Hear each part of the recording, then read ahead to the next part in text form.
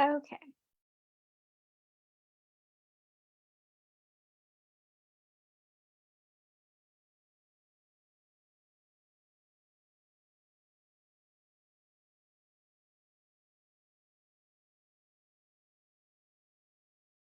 Okay, there we are. Sorry, everyone. I had some technical difficulties trying to get on tonight.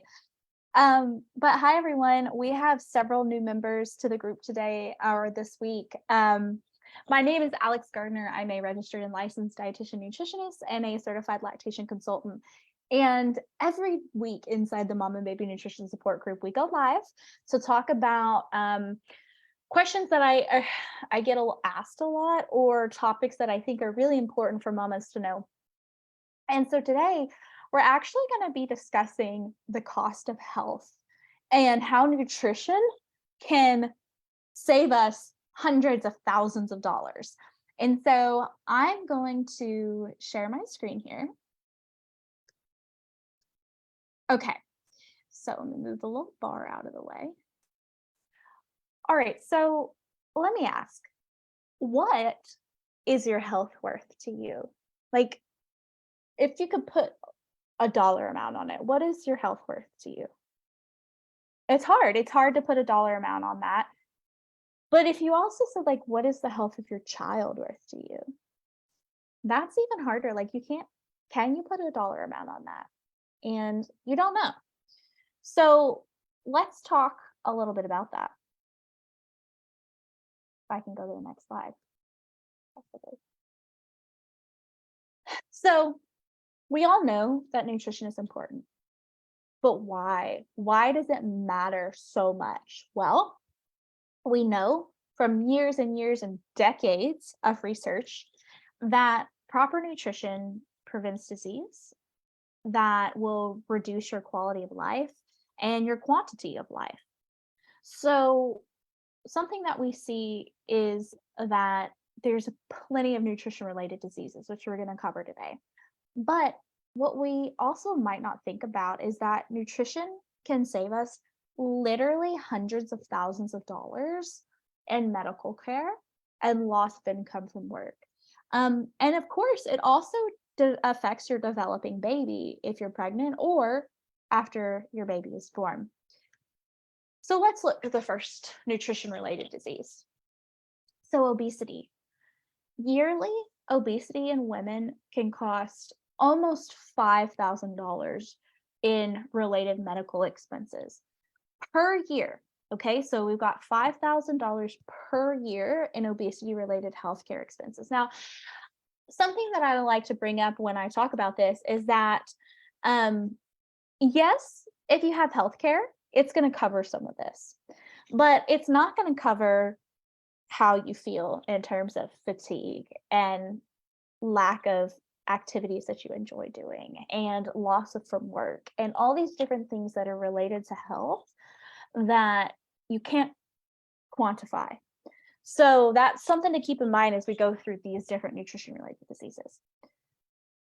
What about type 2 diabetes? So what if I told you that I could save your child $1 million in their lifespan? Would that pique your ears a little bit? So here's the thing. The CDC, and also I'm not pulling these numbers out of my butt. If you want the references to where I got this, let me know so you know they're actual like real numbers. So it's almost $17,000 a year in medical expenses related to type 2 diabetes a year. Now, what we see here is if you have gestational diabetes, your child is more likely, 50% more likely to develop type 2 diabetes by the age of 22 than a child born to a mother without gestational diabetes. So let's do a little math, okay? Let's say your child develops type 2 diabetes at the age of 22 and they live to be 82. That's 60 years of living with diabetes. So if you multiply this number on the screen by 60, you get $1,005,000.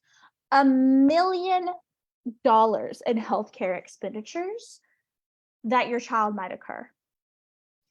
So you can literally protect your child from having to spend over $1 million in their lifetime by making sure that they have the proper nutrition while you're pregnant and while they're growing up. And like I said, this is just the financial aspect of it. There's other serious conditions that can happen with type 2 diabetes, like neuropathy, blindness, higher risk of kidney disease, and even amputations. And that's, of course, going to make your quality of life a lot worse and also going to increase the cost of care. Same thing, this would apply to you as well. Say you develop type 2 diabetes, which is typically a nutrition related disease, and you live another 40 years. Well, multiply that number by 40, and that's a lot of money. Okay, now what about this? $140,000 per stroke. That's a lot of money. Now, I don't think that you're going to have a stroke right now, and I don't think your child's going to have a stroke as a child. But cardiovascular disease like stroke and heart attack, these things build up over time.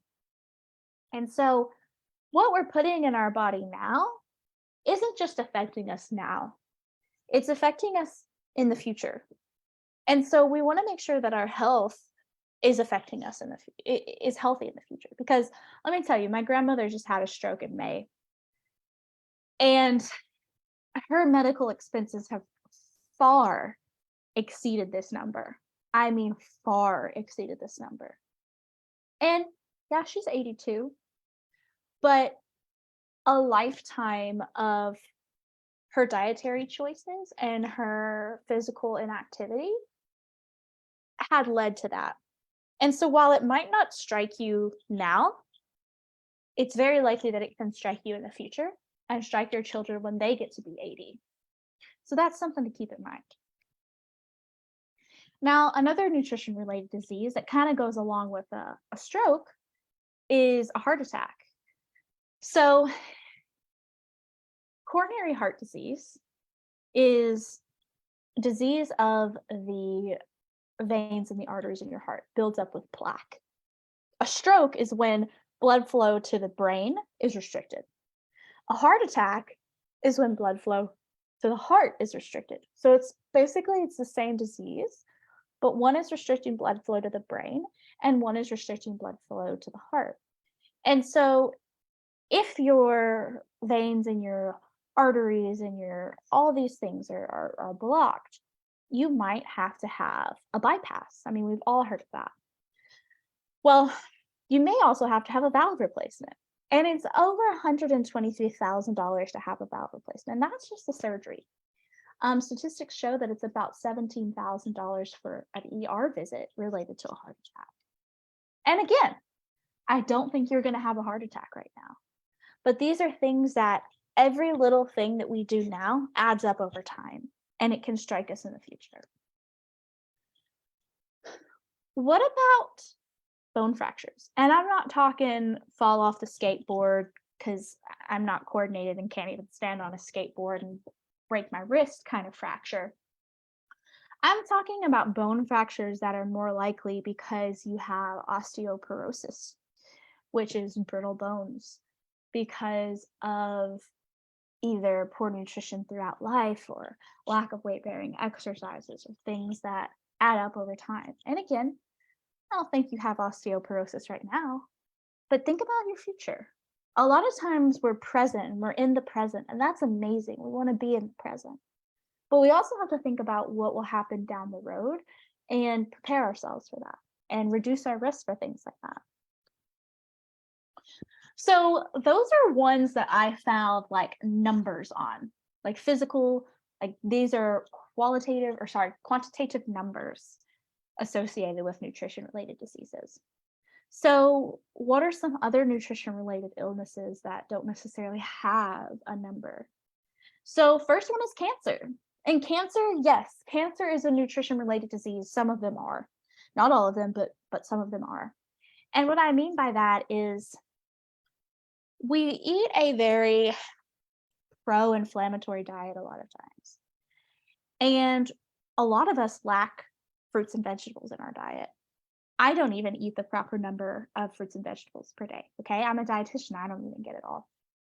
But when we eat fruits and vegetables and whole grains and legumes and things like that, we're supplying our body with micronutrients and phytochemicals and things that fight off cell mutation and DNA mutation, which causes cancer. It reduces what we call oxidative stress. And so by supplying our body with nutrients and nourishment, we're able to fight off cancer when it starts to develop in the body. And if we have poor nutrition and we don't have those vitamins and minerals and those antioxidants, it may help cancer form. And while I don't have a number value on cancer, it's scary and it can cost a lot of money depending on how late in the game you were diagnosed with it. Another one is C-section. So you might think, how is C-section a nutrition-related disease? Well, if you have gestational diabetes, you're more likely to have a high birth weight baby and more likely to need a C-section because of the size of the baby. You may have complications during pregnancy that are related to nutrition or that nutrition could have reduced the risk of that may have lead you to needing a C-section. And then you have the cost surrounding the C-section, the increased time of recovery after birth, things like that play into roles. We also look at nutrient deficiencies. So things like iron deficiency anemia, or if there's anemia related to folic acid or B12. There's vitamin D deficiency. Things that you can't really put a number on, but are going to make you feel really crappy. You also have chronic fatigue. Chronic fatigue is very much so related to how you nourish your body. Because if we're not supplying our body with the energy that it needs to get through the day, how are we going to be able to enjoy the things we love to do? And then we also have chronic inflammation. A lot of times we eat foods that promote inflammation in our body. And we don't really focus on the foods that fight inflammation, like fruits and vegetables and healthy fats and legumes and beans and whole grains. And chronic inflammation in our body can lead to a whole host of other diseases, some that we had mentioned before. And it's really hard to put a dollar value on that as well. But just kind of thinking a little bit in terms of how important nutrition is and how much money it can save you. So this is a quote, and I don't know who it's from, but I say it all the time. If you don't invest in your health now and you don't nourish yourself now, you'll pay for it later. And how do you do that? How do you know that you're on the right path, that you're actually investing in your health, whether it be in terms of, nutrition or time or energy?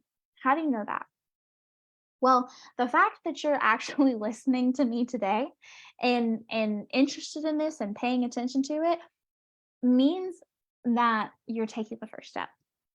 It means that you're serious about your health and you're serious about your child's health. Because as you saw, proper nutrition can save you hundreds of thousands of dollars in medical care and have a better quality of life. And why would you not want to save your child $1 million? I would love to save my children $1 million. So, making sure that you're nourishing yourself and your child appropriately really reduces your risk for developing these diseases. I'm not saying that you're never going to get one of these diseases or one of these illnesses, but it helps reduce the risk. Now, think about all the things you love doing. How much more difficult would that be if you had these illnesses? How much more difficult if you had chronic fatigue and chronic inflammation would it be to go out and play with your kiddos? How scary would it be if you had a stroke or a heart attack? And what about the hundreds of thousands of dollars you could be saving? What could you do with that hundreds of thousands of dollars? So in this case, what are your next steps? And if you're interested in gaining clarity, like understanding what your next steps are, clarity on your plan,